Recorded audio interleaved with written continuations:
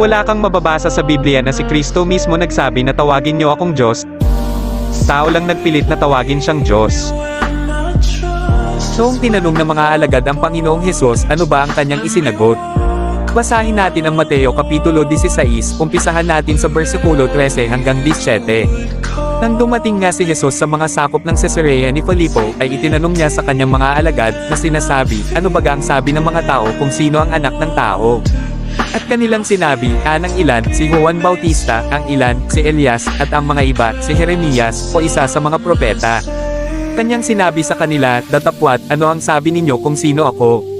At sumagot si Simon Pedro at sinabi, ikaw ang Kristo, ang anak ng Diyos na buhay. At sumagot si Hesus at sa kanya'y sinabi, mapalad ka, Simon Bar-Jonas, sapagkat hindi ipinahayag sa iyo ito ng laman at ng dugo, kundi ng aking Ama na nasa langit. Ngayon kung talagang totoong tao si Hesus, bakit hindi